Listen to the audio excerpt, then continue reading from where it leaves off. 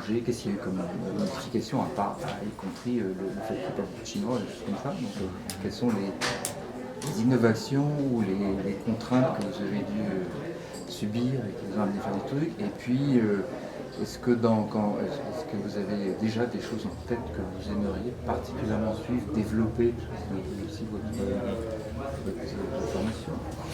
Et puis, pour terminer, un petit mot sur Jérôme, sur comment vous travaillez avec lui. Et puis, vous pouvez aussi dire qu'à la fin, vous savez, j'espère que vous avez reçu l'invitation, on va lui rendre un petit hommage ce soir, avec l'idée qu'il y a cette année, dans ce festival de Cannes, il y a le patron du marché de Cannes, le marché de la FM, et le président du festival qui s'en va. Donc on voulait, avec les petits groupes de festival directors, leur remettre. Donc si vous pouvez dire un truc sur ça, on se retrouve à la réception en hommage de... Enfin, peut-être pas cette partie-là parce que j'ai pas reçu l'invitation, j'y serais pas, c'est pas grave. C'est pas grave. Mais et puis surtout, voilà, je suis un peu neuf dans l'industrie, donc c'est un petit peu bizarre que... Voilà, mais bon, sur Jérôme, pas de souci. D'accord. Alors par ailleurs, je crois qu'il y a aussi Georges Goldenstein de la Ciné Fondation aussi, c'est aussi sa dernière édition à lui. Donc ça fait quand même par contre, je m'inquiétais parce que malheureusement, il y a très longtemps, mais je crois qu'il y a 2 jours, comme ça. Mais ça, il y a des problèmes de spam. Tu nous dis quand tu es prêt. Je suis prête. Bien sûr, on me pose des questions au fur et à mesure, je sais pas. Ah oui, non, mais c'est juste pour que ça fière. Si j'ai le souvenir de toutes ces questions, je vais y avoir du mal. Mais surtout, on va échanger. Je suis prête. Est-ce qu'on peut se dire, ça va durer 10 minutes, un quart d'heure. Un quart d'heure, d'accord, très bien. Donc, c'est fait après-midi, tu peux avant. Comment? Tu fais un petit signe. Je vais vous faire un 3, 2, 1. Ah oui, non, mais quand ça sera fini. Ah, quand ça sera fini? Bah, c'est surtout vous quand ça sera fini. Moi, je vais. Et c'est en une prise, hein, Oui, ça va pas. Ok. 3, 2, 1. En anglais. Hello, good morning. I'm very happy to be here sitting with Guillaume Esmiol, the next head of the market and currently finishing the job with Jérôme, whose last year it is. Guillaume, if you wouldn't mind, tell us a little bit about your background, what you did, and when you came to the market. I think 2 years ago or something. Let's start by what you like to do and what you did before. Okay, well, thank you for making this interview. So my background, I have an engineer background. I started to work in media in TF1 Group, which is the main French broadcaster. It's also a larger group. I had several responsibilities in this company. I worked there more than 12 years, so it was an important part of my career, and I had several positions, the last one being in charge of the innovation of the group. After that I joined the startup studio, but quickly I've been called to see if I was interested to join the Marché du Film, which I did in September 2020, so it was right after the COVID crisis and this edition that was 100% online. So right after that, I joined the Marché, and first as deputy director, co-director of this 2022 edition with Jérôme, who is indeed leaving after this edition, and then I will be the only director. But I have a whole team. I have a whole team that is there. So to make the next Marché du Film. And a great team. So what was your first impression when you came on board in 2020, running the first edition of an online market with new challenges, things that had never been done before? It should have been fun for you, coming from the background. I think it was interesting because I joined the Marché because it was really actually challenging. Yeah. There was a lot of new things to create and to reinvent the Marché. So to be fair, I arrived just after the first online edition, so the team managed this, and Jérôme in particular, of course, with a lot of agility, because I think like in 2 months, not only they had to cancel the physical edition, but they had to create an online platform. There was no other market who really did that before, so it was really I think for the industry, the first time that we would say, what's an online market? What does it mean? And I think that they a bit defined that at that time. I'm saying that I was not there, so it's really for the credit of the team. Yeah. So I arrived right after that. There was a lot of good things. This agility, this response. It was a good answer at that time to have a market anyway, even though if people could not travel. And at the same time, we had to create the next edition, which was really hybrid, meaning that half digital, half on-site in Cannes. So the numbers that we had in 2021, it was 55% of the participants were on-site in Cannes, and 45% online. So really hybrid. And the conclusion, it was a very hard decision for us because it's a lot of additional work. Yeah. You have to manage both. And actually, you don't have a bigger market. It's more like two separated markets, because the people in Cannes are really focused on their meeting in Cannes, and the people online, they are really online. They don't get all the things that you could get in Cannes, and so it's a bit different. So we don't like the word so much hybrid anymore. Even though this year we still have an online platform for some screenings for professionals that were not able to come still this year. I'm thinking especially about China, countries in Asia, and all of conferences are streamed online. But still, it's a physical first event. It's really first in Cannes. Even the screening that when the sales agents are okay to put their screening online, it's at the best is 24 hours after the screening in Cannes. So the priority is really for the event in Cannes for this 2022 edition. Mm-hmm. Well, and also coming back to last year's edition, you had to deal with things you were not used to, dealing with the COVID. Can you say a few words about how many tests, what it cost, what did any ideas of how many people got the Chinese virus? Sorry, I shouldn't say so. The COVID? Yeah. So I don't remember the figures. I'm sorry about that, but there was many tests. We had a full lab just near the festival in the Marché to provide tests.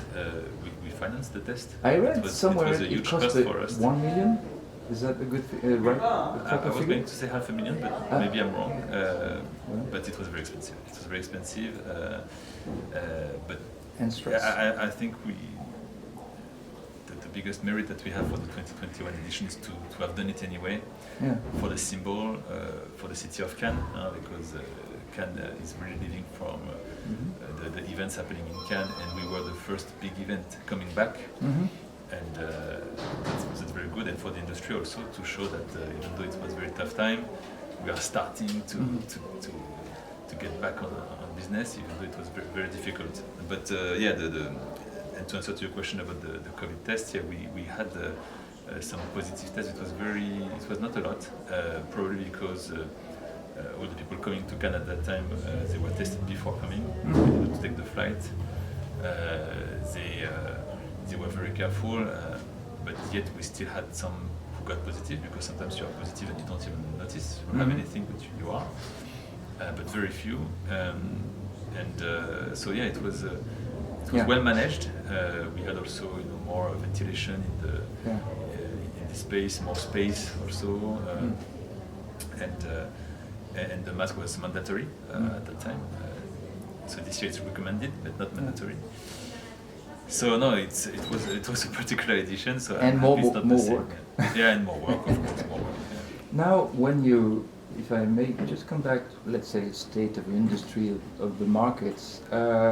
My impression for the first online edition, which was let's try things and it's reinvent this business, I felt that the teams in place were very much trying to cope for the fact that we're not together, and when we're together in those markets, we enjoy meeting. There's an element of party or fun, which is an interesting component of our business. So I noticed a few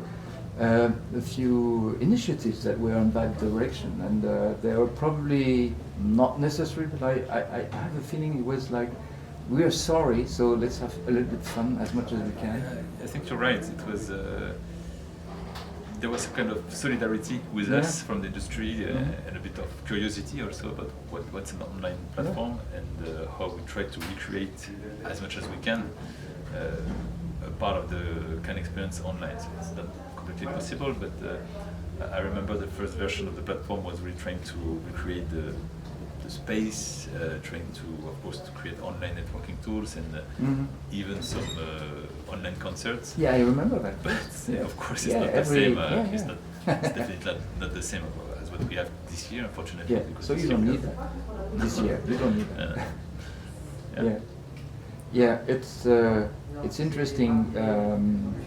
Well, on a personal note, in 2000, in the days of Second Life, I told this Jerome the other day, we built the Cannes Croisette, the red carpet, and we did screenings online, and the capacity was 25 people at the same time. So all on metaverse. And I remember people, when I was telling them, said, why do you do that?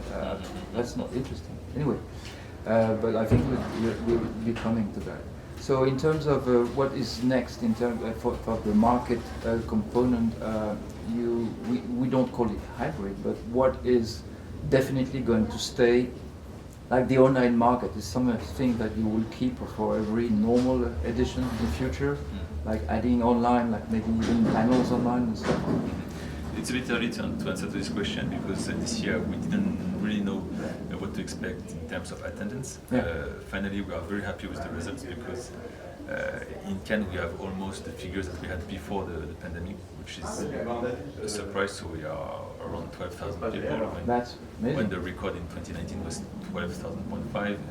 I don't have the final figures because we always have some late registrations. So maybe we will have the same numbers as 2019. Which is a surprise for us. Congratulations, because with of course, the conflict, the war in Ukraine and opposition towards Russia, and of course the difficulties for some Asian countries, in particular China, to travel. China was the 5th country represented at the Marché in 2019, and this year, of course, there are much less. Even with those issues, we are still going to reach a very high number of participants, so we are very happy about that. And I forgot your question. And how about the exhibitors? So the exhibitors we have a bit less, to be honest. That being said, we have 370 companies exhibiting, if we count also the ones that are outside of the Marché. I mean, in the apartments, in the process that are still clients of the Marché because they organize a screening with us. They have accreditation at the Marché and access to some events and networking places. But if I take out the ones that are outside of the Marché, we have 250 exhibitors here at the Palais, Riviera and Merens, which is good. It's much better than 2021, but it's a bit less than in 2019. And online, like 200 something? Online books. So online, I don't have the figures because we have a few exhibitors, much less this year, that are only online. And the other online, they actually also they are on site and online. The other exhibitors. So sorry, I don't have the right figures. But, So now, what's new? What was new this year? Anything you had to do or you wanted to do and you did? Well, no, the basis was to try to get back to a strong physical event, and it's a success, and I'm happy about that. And that's a new thing after 2020 and 2021. The other thing, of course, that we have this country of honor, which we didn't have before. We launched that this year. Some other markets were doing that, but it's new for us, and it worked very well. So it was India this year. And they had a lot of events and different programs during the whole marché. I think it was a success because it shows that they can demonstrate that they have a very wide activity in the film industry. Of course. So in animation, we had animation in Produce Network, Cannes Docs, also in Cannes Next about innovation. So it was really a complete program. We had also this year a focus on Ukraine. So there was different events at the Marché, but on the 21st there was a special day with even more focus on Ukraine. So that's also very specific to this year, and let's hope it's going to be better in the future. And then we had all of the programs are very strong. Candux is very strong this year. The documentaries has a very positive trend in the industry. Next had different topics about innovation, especially virtual production or NFTs that everybody's talking about, and we wanted to have some concrete use case. The streaming platforms are also a topic that is always coming.